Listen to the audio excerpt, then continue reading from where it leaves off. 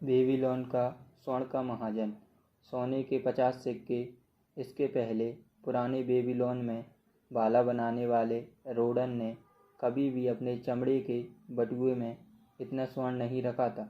वह सबसे दिलदार राजा के महल से निकलकर राजमार्ग पर चलने लगा। वह जैसे चलता गया, सोने के सिक्के खनकते रहे। ये सबसे मधुर संगीत था जो उसने सुना था। सोने के 50 सिक्के सारे उसके। वह अपने भाग्य पर विश्वास नहीं कर पा रहा था। उस खनकते सिक्कों में कितनी ताकत थी। वे कुछ भी खरीद सकते थे। एक बड़ा मकान, जमीन, मवेशी, घोड़े, रथ, जो भी वह चाहता था।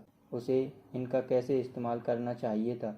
इस शाम को जैसे वह अपनी बहन के घर की ओर बगल की गली में मुड़ा, वह उन चमकते सोने के सिक्के के अलावा कुछ और नहीं सोच पा रहा था। कुछ दिनों बाद एक श्याम परेशान रोडन मैथन की दुकान में घुसा, जो सोने उधार पर देता था और आभूषण एवं दुर्लभ कपड़ों का डीलर था। आसपास सजी रंगीन चीज़ों को बिना दाएं बाएं देखे वह पीछे के आवासों से गुजरा। यहाँ उसे एक कालीन पर बैठा मैथन दिखा, जो एक काले गुलाम द्वारा दिया भोजन कर रहा था। मुझे आपकी सलाह चाहिए, क्योंकि मुझे नहीं पता कि मुझे क्या करना चाहिए। रोडन दोनों पैर फैलाए मजबूती से खड़ा रहा। उसका बालों भरा कलेजा उसके चमड़े के जैकेट से बाहर झांक रहा था।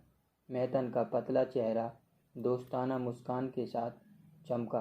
तुमने क्या बेवकूफ़ियाँ की हैं जो तुम्हें सोने के महाजन से सलाह मांगनी पड़ रही है? क्या तुम जुए में हार गए या किसी मोटी लड़की ने तुम्हें फंसा लिया? कई सालों से मैंने तुम्हें जाना है, लेकिन आज तक तुमने अपनी दिक्कतों में मेरी सलाह नहीं मांगी। नहीं नहीं, ऐसा नहीं है। मैं सोने की इच्छा नहीं करता, बल्कि मुझे तुम्हारी सलाह की ज़रूरत है। सुनो सुनो, ये आदमी क्या कह रहा है। कोई सोने के महाजन के पास सलाह लेने नहीं आता। मेरे कान गलत सुन रहे हैं। वे सही सुन रहे हैं। ऐसा हो सकता है क्या? भाले बनाने वाले रोडन ने बाकियों से ज़्यादा चतुराई जीवन भर दिखाई है, लेकिन वह मैथन के पास सोना नहीं, सलाह लेने आता है। कई लोग मेरे पास अपनी गलतियों के भुगतान के लिए सोना लेने आते हैं, पर वे सलाह नहीं चाहते। लेकिन कौन सा इंसान सोने के महाजन से ज़्यादा अच्छी सलाह दे सकता है, जिसके पास लोग परेशानी में आते हैं? रोडन, तुम मेरे साथ खाओगे, उसने कहा। तुम शाम में मेरे मेहमान बनोगे। अंडोल, उसने काले गुलाम को पुकारा। मेरे दोस्त रोडन, भाले बनाने वाले के लिए एक कालीन लेकर आओ। वह मेरा सम्मानीय मेहमान है। उसके लिए भोजन लेकर आओ, और साथ में सबसे बड़ा कप भी, सबसे अच्छी शराब भी लेकर आओ, जिससे उसे संतुष्टि मिले। अब बताओ, कौन सी चीज़ तुम्हें परेशान कर रही है? यह राजा का उपहार है। राजा का उपहार। राजा ने तुम्हें उपहार दिया और तुम्हें परेशानी हो रही है। कैसा उपहार? मैंने राजा के सिपाहियों के लिए बालों का एक नया डिज़ाइन दिया, जो उन्हें बहुत पसंद आया। इसलिए उन्होंने मुझे सोने के 50 सिक्के दिए, और अब मैं असमंजस में हूँ।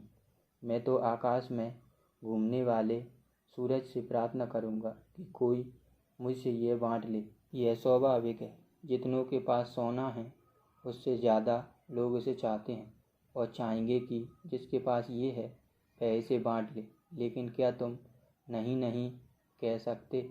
क्या तुम्हारी इच्छा शक्ति तुम्हारे मुक्कों से ज़्यादा मजबूत नहीं है? कईयों को मैं ना कहता हूँ, लेकिन कई बार हाँ कहना ज़्यादा आसान होता है। क्या कोई इसे अपनी बहन से नहीं बांटना चाहेगा, जिसकी ओर वह समर्पित है? सच में तुम्हारी बहन भी नहीं चाहेगी कि तुम अपने पुरस्कार का आनंद ना ले पाओ, लेकिन ये उसके पति अरमान के लिए है, जिसे वह अमीर व्यापारी बनना देखना चाहती है। उसे लगता है कि अरमान को कभी चांस नहीं मिला, और वह चाहती है कि मैं उसे कर्ज दूं ताकि वह अमीर व्यापारी बने और अपने मुनाफे से मुझे पैसे लौटाए। मेरे दोस्त मैथन ने बताया, यह एक अच्छा विषय है जो तुम चर्चा के लिए लाए हो। सोना अपने मालिक के लिए जिम्मेदारी लेकर आता है और उसके लोगों के लिए नई बदली हालत लाता है। यह डर लाता है कि कहीं खो न जाए या उससे चुरा न लिया जाए। यह शक्ति की भावना और अच्छा करने की क्षमता भी लाता है। साथ ही यह कई अवसर लाता है जिससे उसकी अच्छी नीयत मुश्किलों में बदल जाती है। क्या कभी नीनीवे के किसान के बारे में सुना है जो जानवरों की भाषा समझ सकता है? मुझे विश्वास नहीं होता, पर यह वैसी कहानी है जिसे लोग कांसे की भट्टी में सुनाते हैं। मैं इसे तुम्हें बताऊंगा क्योंकि उधार लेने और देने के मामले में पैसों के एक हाथ से दूसरे हाथ में जाने से कहीं ज़्यादा होता है। यह किसान जो जानवरों की भाषा समझ सकता है, हर शाम में खेत में रुकता था ताकि उनको बोलते हुए सुन सके। एक शाम उसने एक बैल को एक गधे से अपने काम की शिकायत करते हुए सुना। मैं सुबह से लेकर रात तक हल जोतता हूँ, कितना भी गर्म दिन हो, मेरे पैर कितने भी थके हों और मेरी गर्दन में कितना भी दर्द हो, मैं काम जरूर करता हूँ, लेकिन तुम आराम करते रहते हो। तुम एक रंगीन कंबल में लिपटे रहते हो और मालिक के साथ इधर उधर जाने के अलावा कुछ नहीं करते। जब वह कहीं नहीं जाता तुम आराम करते हो और सारा दिन हरी घास खाते हो। यह गधा अपने खतरनाक पैरों के बावजूद एक अच्छा इंसान था और उसे बैल से सहानुभूति हुई। मेरे दोस्त, उसने जवाब दिया, तुम बहुत मेहनत करते हो और मैं तुम्हें आराम दिलाना चाहता हूँ, इसलिए मैं तुम्हें बताऊँगा कि कैसे आराम किया जाए। सुबह मैं जब गुलाम तुम्हें जोतने के लिए आए तो ऐसे आवाज़ करना मानो तुम बीमार हो और काम नहीं कर सकते। इसलिए बैल ने गधे की सलाह ली और अगली सुबह गुलाम ने किसान के पास पहुंचकर बताया कि बैल बीमार था और खेत नहीं जोत सकता। तब किसान ने कहा, गधे को खेत में ले जाओ और उससे खेत को जोतो। पूरे दिन वह गधा, जिसकी मंशा दोस्त की मदद करने की थी, बैल का काम करने पर मजबूर रहा। जब रात आई और उसे हल से आज़ाद किया गया, उसका दिल कड़बड़ाहट से भरा था और उसके पैर थके हुए थे और उसकी गर्दन हल के कारण सूज गई थी। किसान तबेले की ओर झुककर सुनने लगा। बैल ने शुरुआत की, तुम मेरे अच्छे दोस्त हो, तुम्हारी सलाह के कारण आज मैं एक दिन आराम कर पाए। और मैं, गधे ने जवाब दिया, किसी और को सीधे आदमी की तरह दोस्त की मदद करने चला था और उसका काम करने पर मजबूर हो गया। आज तुम ही हल जोतना, क्योंकि मैंने मालिक को, गुलाम को यह बोलते सुना कि अगर तुम फिर बीमार हुए तो वह कसाई को बुला लेगा और मैं चाहता हूँ कि वह बुला ले क्योंकि तुम आलसी हो। इसके बाद दोनों ने एक दूसरे से कभी बात नहीं की। यहाँ उनकी दोस्ती का अंत हो गया। रोडन, क्या तुम बता सकते हो कि इस कहानी से क्या सीख मिलती है? यह एक अच्छी कहानी है, रोडन ने जवाब दिया, लेकिन मुझे सीख नहीं दिखती। मुझे लगा था कि तुम्हें नहीं दिखेगी, लेकिन यह बहुत सरल है और यही है, वह यह है, अगर तुम अपने दोस्त की मदद करना चाहते हो तो वह इस तरह से करो कि दोस्त का भार तुम पर ना आ जाए। मैंने उसके बारे में सोचा नहीं था। यह एक बुद्धिमानी भरी सीख है। मैं नहीं चाहता कि मेरी बहन के पति की जिम्मेदारी मुझ पर आ जाए, लेकिन मुझे बताओ, तुम इतने लोगों को उधार देते हो, क्या वे तुम्हें पैसे वापस नहीं लौटाते? मेतन मुस्कुराया और उसकी मुस्कान में सालों का अनुभव छुपा था। क्या एक कर्ज अच्छी तरह से बनाया जा सकता है अगर उसे लेने वाले उसे ना चुकाए? क्या महाजन को बुद्धिमानी से यह नहीं देखना चाहिए कि उसका स्वर्ण उधार लेने वालों का भला कर रहा है या नहीं, और वह स्वर्ण लौटा सकता है या नहीं, या फिर वह इसे बर्बाद तो नहीं कर देगा और उसका खजाना उससे दूर तो नहीं कर देगा और उस पर एक ऐसा कर्ज होगा जिसे वह चुका नहीं पाएगा। मैं तुम्हें अपने टोकन चेस्ट के टोकन दिखाऊंगा और तुम्हें कुछ कहानियाँ बताऊंगा। वह कमरे में एक चेस्ट लेकर आया जो उसकी बाँह जितना लंबा था और लाल सूअर की चाल से ढका था और कांसे के डिजाइन से सजा था। उसने इसे फर्श पर डाला और इसके ढक्कन के सामने बैठ गया। जिस इंसान को भी मैं कर्ज देता हूँ, मैं उससे एक टोकन लेकर मैं टोकन चेस्ट में डाल देता हूँ। वह तब तक रहता है जब तक कर्ज वापस ना मिल जाए। जब वह लौटा देते हैं तो मैं टोकन वापस कर देता हूँ, लेकिन अगर वह कभी भी नहीं लौटाते तो ये हमेशा मुझे याद दिलाता रहता है कि वह मेरे विश्वास के लायक नहीं था। मेरा टोकन बॉक्स मुझे बताता है कि सबसे सुरक्षित वे कर्ज होते हैं जो उन लोगों को दिए जाएं जिनकी संपत्ति उनकी इच्छा से ज़्यादा होती है। उनके पास ज़मीन, आभूषण, ऊँट और अन्य चीज़ें होती हैं जिन्हें बेचकर वे कर्ज चुका सकते हैं। कई बार मुझे टोकन के रूप में आभूषण मिलते हैं जो कर्ज से ज़्यादा कीमत के होते हैं। बाकियों के वादे होते हैं कि अगर कर्ज नहीं चुकाया गया तो मुझे उनकी कोई संपत्ति मिल जाएगी। इस तरह के कर्जों पर मुझे पूरा विश्वास है कि वे चुकाए जाएंगे क्योंकि वे कर्ज संपत्ति पर आधारित। एक अन्य श्रेणी में वे लोग हैं जिनकी कमाने की क्षमता होती है। वे तुम्हारे जैसे लोग हैं जो मेहनत करते हैं और पैसे कमाते हैं। उनकी आमदनी है और वह ईमानदार हैं और उन्हें किसी दुर्भाग्य का सामना नहीं करना पड़ता। और मैं जानता हूँ कि वे स्वर्ण और उसका किराया वापस लौटा सकते हैं। ऐसे कर्ज इंसानी कोशिश पर आधारित होते हैं। कुछ ऐसे हैं जिनके पास ना तो संपत्ति है और ना ही कमाने की क्षमता। जिंदगी कठिन होती है और हमेशा कुछ लोग ऐसे होंगे जो खुद को इसके हिसाब से अनुकूलित नहीं कर पाते। ऐसे लोगों को जब मैं कर्ज देता हूँ तो मेरा टोकन बॉक्स मुझे आने वाले सालों में सज़ा दे सकता है।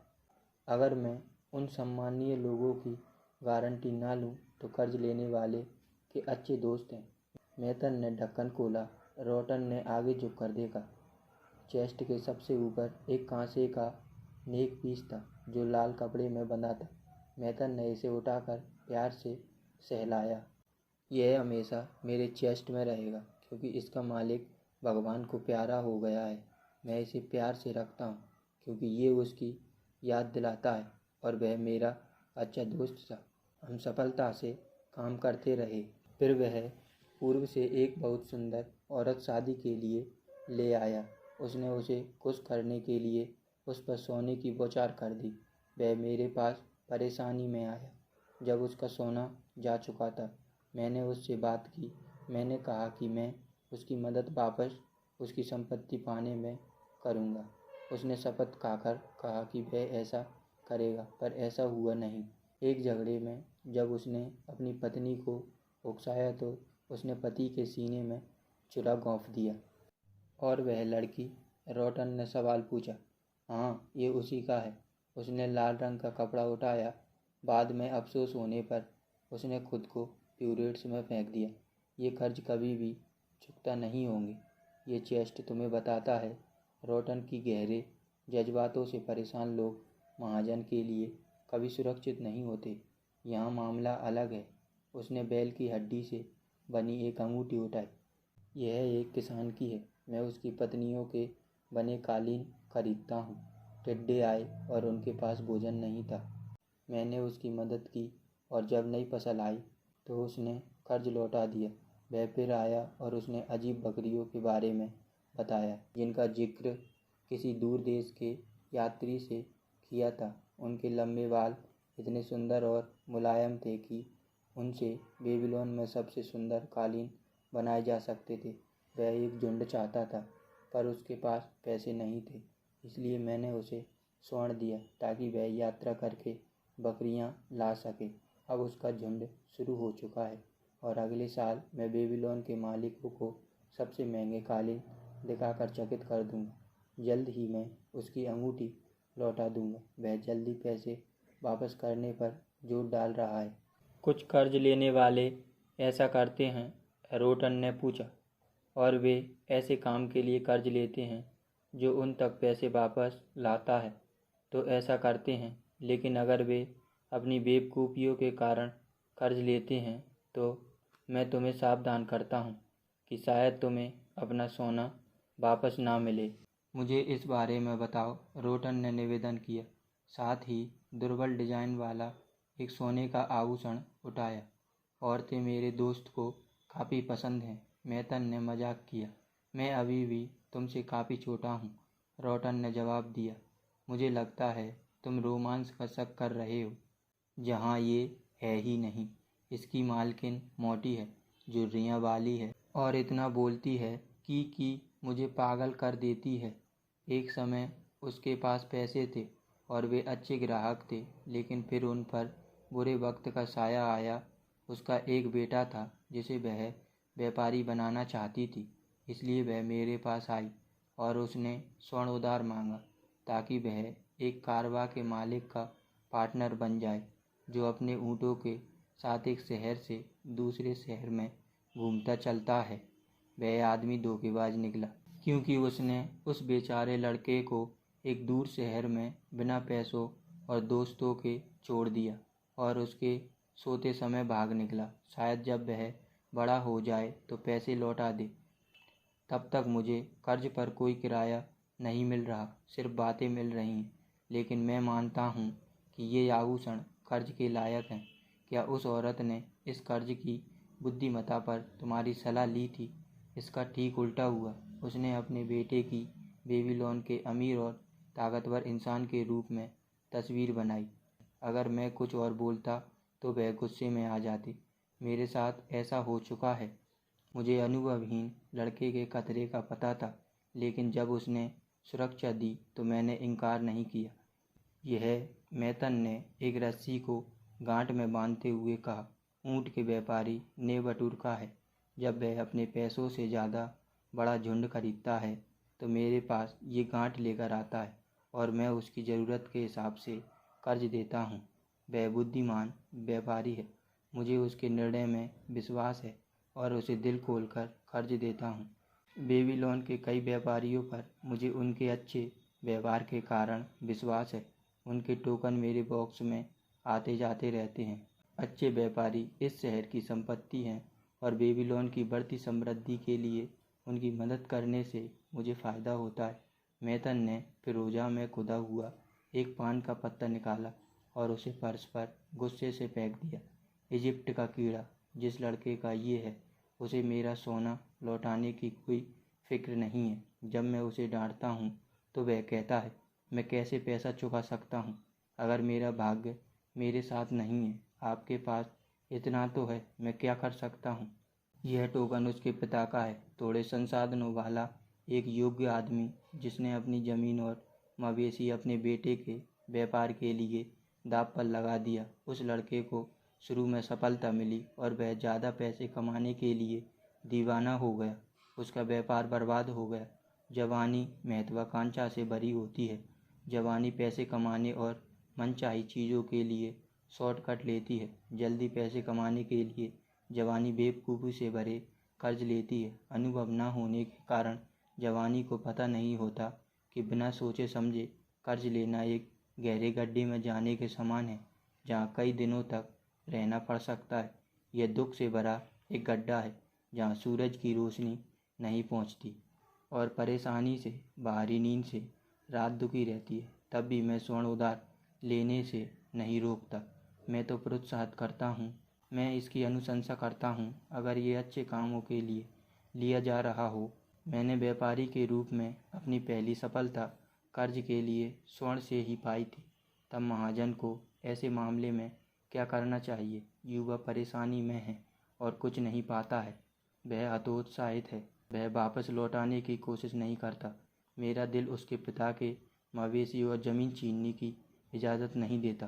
तुम मुझे कई चीज़ें बता रहे हो जो मैं सुनना चाहता हूँ, रॉटन ने कहा, लेकिन मुझे मेरे सवाल का जवाब नहीं मिल रहा। क्या मुझे अपनी बहन के पति को स्वर्ण के 50 सिक्के उधार देने चाहिए? वे मेरे लिए काफ़ी ज़्यादा हैं। तुम्हारी बहन एक अच्छी औरत है जिसकी मैं इज्जत करता हूँ। अगर उसका पति मेरे साथ आता है और सोने के 50 सिक्के कर्ज में मांगता है तो मैं उससे पूछूंगा कि वह इसका क्या करेगा। अगर उसका जवाब हुआ कि वह भी मेरी तरह व्यापारी बनना चाहता है और आभूषणों का काम करना चाहता है तो मैं कहूँगा, तुम्हें इस व्यापार की क्या जानकारी है? क्या उन्हें पता है कि सबसे कम दाम में कहाँ से खरीदना है? क्या तुम जानते हो कि इसे कहाँ बेच सकते हो? क्या वह मेरे सवालों का हाँ मैं जवाब दे सकता है? नहीं, वह नहीं दे सकता। रोटन ने माना। उसने मेरी मदद भाले बनाने और दुकान बनाने में की है। तब मैं उससे कहूँगा कि उसका लक्ष्य सही नहीं है। व्यापारियों को अपना काम सीखना चाहिए। उसकी महत्वाकांक्षा अच्छी है, पर व्यावहारिक नहीं है, इसलिए मैं उसे सोना नहीं दूंगा। लेकिन अगर वह कहता है, हाँ मैंने कई व्यापारियों की मदद की है, मुझे पता है कि समीरना कैसे जाना है और कम दामों में गृहिणियों से कैसे कालीन खरीदना है। मैं बेबीलोन के ऐसे अमीर लोगों को जानता हूँ जिनको ये भारी फायदे में बेच सकता हूँ। तब मैं कहूँगा तुम्हारा लक्ष्य सच्चा है और मैं तुम्हारी महत्वाकांक्षा सम्माननीय है। मैं तुम्हें सोने के 50 सिक्के देने में खुश होऊंगा अगर तुम मुझे इस बात की सुरक्षा दे सको कि तुम उन्हें लौटा सकोगे। लेकिन अगर वह कहता है, मेरे पास इस बात के अलावा कोई सुरक्षा नहीं है कि मैं एक सम्माननीय आदमी हूँ और मैं आपको कर्ज चुका दूंगा, तब मैं जवाब दूंगा, मुझे सोने के हर सिक्के की इज्जत है। अगर समीरना जाते समय डकैत तुमसे ये लूट ले या लौटते समय खालिन लूट ले तो तुम्हारे पास मुझे पैसे लौटाने का कोई रास्ता नहीं होगा और मैं अपना स्वर्ण खो दूंगा। रोटन देखो, स्वर्ण एक महाजन का संसाधन है। इसे कर्ज पर देना आसान है। अगर इसे बेवकूफ़ी से दिया जाए तो इसे वापस नहीं पाया जा सकता। एक समझदार महाजन अपने काम पर खतरा नहीं चाहता और वापसी की सुरक्षा चाहता है। अच्छी बात है कि उसने कहा, आप मुसीबत में पड़े लोगों की सहायता कर सकें। यह अच्छी बात है कि आप उनकी सहायता करें और दुर्भाग्य के शिकार हैं। अच्छी बात है कि शुरुआत करने वाले लोगों की सहायता करें ताकि वे अच्छे नागरिक बनें। लेकिन मदद सोच समझकर की जानी चाहिए, नहीं तो किसान के गधे की तरह तुम मदद करने के चक्कर में दूसरों की मुसीबत खुद पर ले लोगे। रोटन, मैं फिर से तुम्हारे सवाल से भटक गया, लेकिन मेरा जवाब सुनो। अपने सोने के 50 सिक्के रखो। तुमने अपनी मेहनत से जो कमाया है और तुम्हारी मेहनत ने जो तुम्हें दिया है उसका पुरस्कार तुम्हारा है और कोई भी इंसान तुम पर इसे देने का दबाव नहीं डाल सकता जब तक यह तुम्हारी खुद की इच्छा ना हो। अगर तुम इसे कर्ज में देते हो ताकि ये और भी ज़्यादा सोना कमा सके तो इसे सावधानी से कई जगहों में लगाओ। मुझे खाली पड़ा सोना पसंद नहीं है, लेकिन मुझे इसे खतरे में डालना भी पसंद नहीं है। तुमने भाला बनाने के कामों में कितने साल लगाए हैं? पूरे 3 साल। राजा के उपहार के अलावा तुमने कितनी बचत की है? 3 सोने के सिक्के। हर साल जब तुमने मेहनत की तो तुमने अपनी बचत में से सोने का एक सिक्का बचाने के लिए खुद को अच्छी चीज़ों से मरहूम रखा। यह ऐसा ही है जैसा आप कहते हैं। तो तुम 50 साल में खुद को अस्वीकार करके 50 सिक्के बचा लेते। जीवन भर की मेहनत से ऐसा हो जाता। क्या तुमने सोचा कि तुम्हारी बहन उस 50 सिक्कों की मेहनत को कांसे पिघलाने में बर्बाद कर सकती है जिस पर उसका पति व्यापारी बनने के लिए प्रयोग कर रहा है? नहीं, अगर मैं आपके शब्दों में कहूँ तो उसके पास जाओ और कहो, 3 सालों तक मैंने उपहास के दिनों को छोड़कर हर दिन मेहनत की है, सुबह से लेकर रात तक, और मैंने उन चीज़ों से दूरी बनाए रखी जिनकी मेरा दिल इच्छा रखता था। हर साल के श्रम और आत्मत्याग के बाद मुझे सोने का एक सिक्का मिलता है। तुम मेरी अच्छी बहन हो और मैं तुम्हें चाहता हूँ कि तुम्हारा पति व्यापार करे और काफ़ी तरक्की करे। अगर वह मेरे दोस्त मैथन को एक ऐसा प्लान देता है जो उसे संभव और सार्थक लगता है तो मैं उसे 1 साल की बचत दे दूंगा जिससे उसे अपने आप को सफल सिद्ध करने का अवसर मिले। मैं कहता हूँ ऐसा करो, और अगर उसमें सफल होने की अंदर से इच्छा है तो वह ये सिद्ध करेगा। अगर वह ऐसा नहीं कर पाता तो वह तुमसे उतना उधार नहीं ले सकता जितना चुकाने की उसकी क्षमता नहीं है।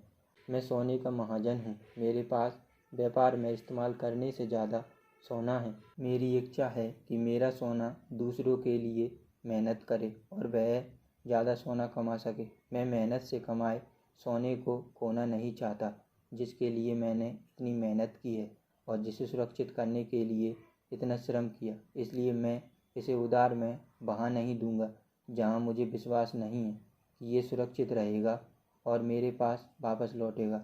ना ही मैं इसे वहाँ उधार दूंगा जहाँ मुझे विश्वास नहीं है कि ये मुझे वापस मिलेगा। रोडन, मैंने तुम्हें अपने टोकन चेस्ट के कुछ रहस्य बताए हैं। उनसे तुम लोगों की कमजोरी समझ सकते हो और उनकी उस कर्ज को लेने की आतुरता को जान सकते हो जिसे वे चुका नहीं सकते। इससे तुम यह देख सकते हो कि कितनी बार उनमें ऊंची कमाई की बड़ी आशाएं होती हैं। अगर उनके पास सोना होता, लेकिन उनकी झूठी आशाओं को पूरा करने के लिए उनके पास ट्रेनिंग या क्षमता नहीं होती। रॉडन, तुम्हारे पास अब वह सोना है जिसे तुम्हें और भी ज़्यादा सोना कमाने के लिए लगाना चाहिए। तुम मेरी तरह सोने का महाजन होने वाले हो। अगर तुम अपने खजाने की सुरक्षा कर सको तो यह तुम्हें अच्छी आमदनी देगा और आनंद और लाभ का अच्छा स्रोत बनेगा। लेकिन तुम अगर इसे फिसल जाने दोगे, यह अनंत दुख और पछतावे का कारण बनेगा, जिसे तुम हमेशा याद रखोगे।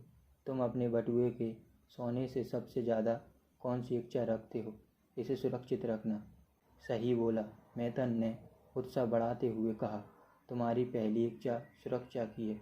क्या तुम्हें लगता है कि तुम्हारी बहन के पति के पास यह सुरक्षित रहेगा?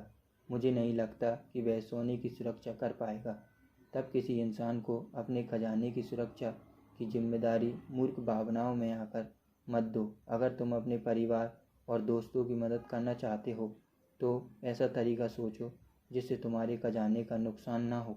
मत भूलना कि सोना उनके हाथों से फिसल जाता है जो इसकी सुरक्षा करना नहीं जानते। दूसरों के हाथों इसके बर्बाद होने से अच्छा है कि अपने खजाने को फिजूल खर्ची में बर्बाद कर दो।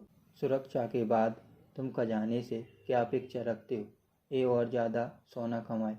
फिर तुम बुद्धिमानी की बात कर रहे हो। इसे और भी कमाना चाहिए और बड़ा होना चाहिए। बुद्धिमानी से कर्ज में दिया गया सोना कमाई में तुम्हारे बूढ़े होने से पहले 2 गुना हो सकता है। अगर तुम इसे खोने का खतरा उठाते हो तो तुम वह भी खोने का खतरा उठा रहे हो जो यह कमा सकता है।